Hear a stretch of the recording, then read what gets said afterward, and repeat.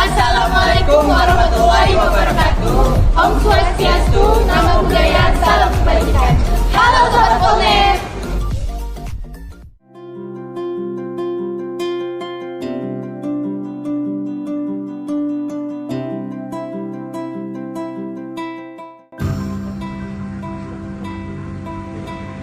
Kami mahasiswa dari Politeknik Negeri Pontianak, jurusan akuntansi, prodi akuntansi sektor publik.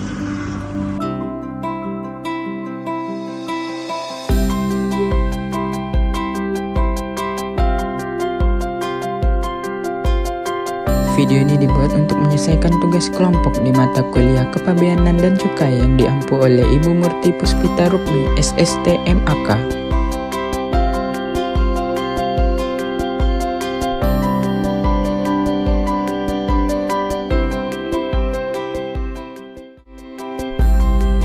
Sebelum masuk pada pokok pembahasan, izinkan kami untuk memperkenalkan diri.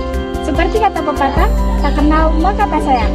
Perkenalkan, nama saya Alia Wulandari dengan NIM 42021141. Berdirinya saya di sini bukan untuk berpresentasi, apalagi berekspektasi, karena berekspektasi tinggi bisa bikin sakit hati. Baik, perkenalkan, nama saya Dimas Prasetyo Abadi dengan NIM 4202114160.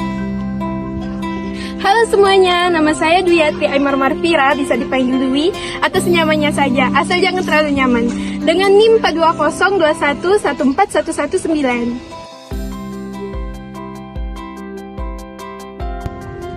Halo, perkenalkan nama saya Wilhelmina Pistadilat dengan NIM 4202114131. Perempuan ceria yang senyumnya mampu mendamaikan dunia. Kami dari kelompok 7 akan membahas materi tentang sistem klasifikasi dan pentarifan. So, inilah dia video presentasinya. Saya di sini sebagai pembicara pertama akan menjelaskan apa itu sistem klasifikasi barang dan pentarifan. Klasifikasi barang untuk kepentingan kepabeanan baik impor maupun ekspor diatur dalam Peraturan Menteri Keuangan Nomor 6/PMK.1010/2017 tentang penetapan klasifikasi barang dan pembebanan tarif bea masuk atas barang impor. Secara sederhana, klasifikasi barang adalah suatu daftar kelompok barang yang dibuat secara terstruktur dan sistematis, yang terdiri dari pos, subpos, dan pos tarif. Prosedur klasifikasi barang. Pada saat Anda mengimpor suatu barang dan Anda ingin mengetahui tarif bea masuk dan pajak dalam rangka impor yang harus dibayar, Anda dapat melakukannya dengan mengikuti langkah-langkah berikut. Yang pertama, kenali karakteristik utama dari barang yang akan diklasifikasikan, apakah barang tersebut dalam kelompok binatang hidup, produk mineral, barang dari tekstil, logam, barang dari logam, mesin, dan lain sebagainya. Yang kedua, cari bagian dan bab yang mungkin terkait dengan barang tersebut. Yang ketiga, lihat catatan bagian dan catatan bab tersebut. Yang keempat, apabila ada catatan yang mengeluarkan barang tersebut dari bab atau bagian yang telah kita pilih, ikuti petunjuk dari catatan tersebut. Terkadang catatan bagian atau catatan bab mengarahkan agar barang tertentu dimasukkan ke dalam bab lain yang lebih sesuai. Yang kelima, buka bab sebagaimana dimaksud pada nomor 3, kemudian baca dan perhatikan kembali catatan yang ada pada bagian dan bab yang baru. Pada tahap ini, biasanya kita sudah mempunyai gambaran umum apakah barang tersebut diklasifikasikan di bab tersebut atau di bab lainnya. Yang keenam, setelah menemukan satu bab yang paling sesuai berdasarkan kajian di atas, lanjutkan dengan menelusuri pos-pos yang mungkin mencakup barang yang sedang diklasifikasikan dalam bab tersebut. Pada tahap ini, kadang-kadang kita sudah dapat menemukan pos yang mencakup barang tersebut dengan rinci. Bila sudah kita temukan satu pos yang tepat, maka langkah selanjutnya tinggal menentukan subpos dan pos tarif yang sesuai. Yang ketujuh, dalam membandingkan pos-pos, subpos, dan pos-pos tarif, harus selalu diingat bahwa yang dibandingkan adalah pos-pos, sub-subpos, atau pos-pos tarif yang setara. Yang kedelapan, apabila sudah dipilih satu pos tarif yang benar-benar sesuai dengan uraian barang, langkah selanjutnya adalah melihat pembebanan tarif BM, PPN, PPNBM, Anda dapat melihat portal Indonesia National Single Window. Untuk melihat update pembebanan tarif BM, PPN, PPNBM, dan juga peraturan-peraturan dari instansi terkait yang mengatur tentang importasi barang tersebut. Selanjutnya, saya akan menjelaskan apa itu harmonized system. Harmonized system adalah nomenklatur klasifikasi barang yang digunakan secara seragam di seluruh dunia berdasarkan International Convention on the Harmonized Commodity Description and Coding System dan digunakan untuk keperluan tarif, statistik, rules of origin, pengawasan komoditi, impor atau ekspor, dan keperluan lainnya. Harmonized system terdiri dari penomoran barang sampai tingkat 6 digit, ketentuan umum menginterpretasikan harmonized system, catatan bagian, catatan bab, dan catatan subpos yang mengatur ketentuan pengklasifikasian barang.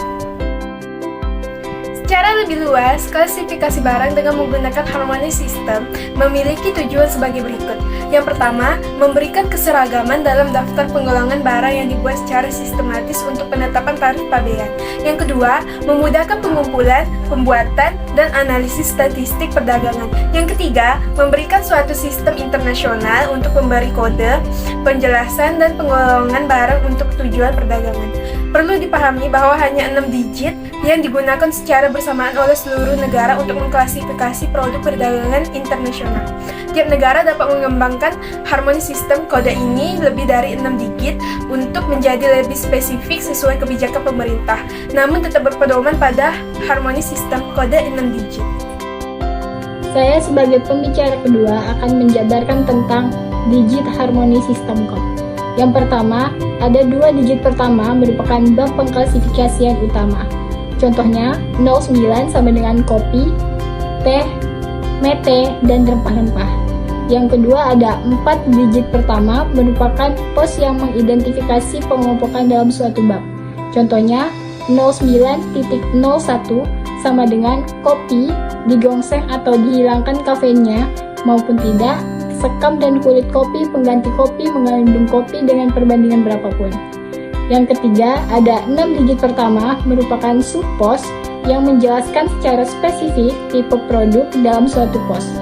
Contohnya, 09.01.11 sama dengan kopi, tidak digongseng, tidak dihilangkan kafeinnya. Selanjutnya ada sistem klasifikasi di Indonesia.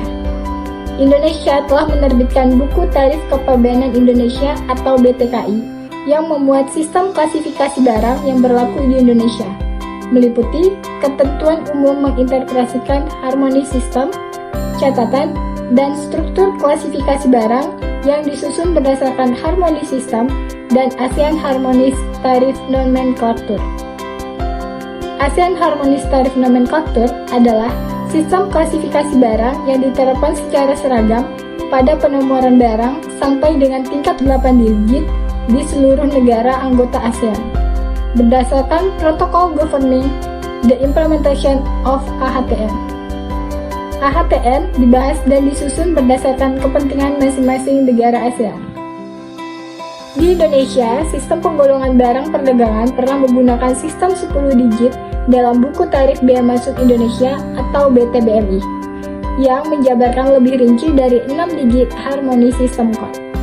Akan tetapi, per 1 Maret 2017, harmonized system code di Indonesia mengikuti AHTN dari ASEAN, yang menggunakan sistem 8 digit. Sistem 8 digit pertama merupakan subpos yang berlaku pada ASEAN dan juga Indonesia, berasal dari teks ASEAN Harmonized Tariff Nomenclature. Pos tarif ini menunjukkan besarnya pembebanan, BM, PPN, PPNBM, atau cukai, serta ada tidaknya peraturan tata niaganya. Contohnya, 09.01.11.10 sama dengan kopi, tidak digongseng, tidak dihilangkan kafeinnya, Arabica WIB atau Robusta WIB. Selanjutnya ada publikasi harmonized system. Harmonized system mempunyai beberapa publikasi pelengkap yang digunakan untuk lebih mempermudah klasifikasi barang. Publikasi-publikasi tersebut juga diterbitkan oleh WCO. Publikasi dimaksud adalah yang pertama, The Explanatory Notes to the Harmonized System. explanatory notes bukan merupakan bagian integral dari harmonize system. Namun, sebagaimana disetujui oleh WCO, explanatory notes merupakan interpretasi resmi dari harmonize system pada level internasional dan merupakan pelengkap yang sangat penting dari harmonize system. Karena pentingnya explanatory notes ini, sebagian negara anggota WCO mensahkan sebagai dokumen yang berkekuatan hukum seiring perkembangan teknologi. Yang kedua, WCO juga menerbitkan buku indeks yang dikenal dengan nama The Alphabetical Index. Alphabetical Index dimaksud untuk mempermudah mengklasifikasikan suatu barang pada pos-pos atau sub-sub-pos dalam nomenklatur harmonized system atau explanatory notes. Alphabetical Index terdiri dari dua volume, yaitu volume 1 A sampai L dan volume 2 M sampai Z. Publikasi lain yang merupakan pelengkap harmonize system adalah The Compendium of Classification Opinions, The Harmonize System Commodity Database dalam bentuk CD-ROM, Dispute Settle Classification Opinion, The Training Modules, dan Correlation Table. Sistem pengkodean. Harmonized system mempunyai dua karakteristik yang sangat mendasar, yaitu 1. Multipurpose Nomenclature (HS) yang mempunyai 6 digit penggolongan. Dirancang tidak hanya untuk keperluan kepabeanan, namun juga dipergunakan secara internasional dalam bidang lain seperti negosiasi perdagangan, pengangkutan, statistik, dan sebagainya. Dengan tetap berdasar kepada HS 6 digit, semua negara mempunyai kesatuan persepsi tentang pengklasifikasian suatu barang. Yang kedua, Structure Nomenclature HS adalah nomenklatur yang terdiri dari 21 bagian, 96 bab, ditambah bab 77, dan 1241 pos. HS yang tersusun dari pos dan subpos bersama dengan ketentuan umum menginterpretasi catatan bagian, catatan bab, dan catatan subpos merupakan pedoman mengklasifikasi barang yang sistematik dan berseragam. Ada 3 bab yang belum dipergunakan dalam HS yang ada saat ini, yaitu bab 77, 98, dan 99. Selanjutnya, ketentuan umum untuk menginterpretasikan HS. Ketentuan umum menginterpretasi Harmonized System (KUM-HS) merupakan pintu gerbang untuk memasuki klasifikasi barang. Berikut penjelasan KUM-HS.